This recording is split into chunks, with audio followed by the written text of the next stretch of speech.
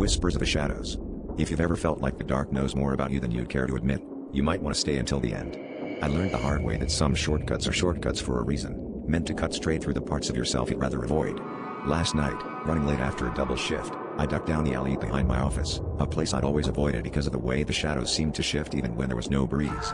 My shoes slapped against broken asphalt, echoing louder than they should have, and that's when I heard it, a soft, sibilant whisper, repeating my name in a voice like mine but frayed at the edges.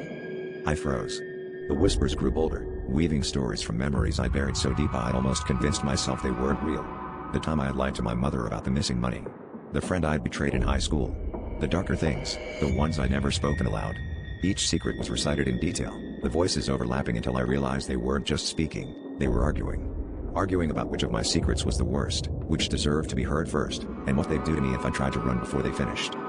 I turned to leave, but the shadows seemed to stretch, pulling around my ankles and tugging me back.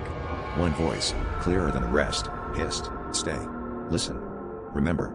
I tried to shout, but my throat closed up, and the stories kept coming, each one sharper, more painful, as if the alley itself was peeling back layers of my soul. The darkness pressed closer, colder, until I couldn't tell where I ended and the alley began. Finally, the voices fell silent, replaced by a single, hollow laugh. The shadows pulled away, but I felt something inside me shift, like the lock clicking open. I stumbled out into the street, gasping for air, but every time I blink now, I see those shadows at the edge of my vision, waiting. And whatever I let out of that alley last night, it followed me home.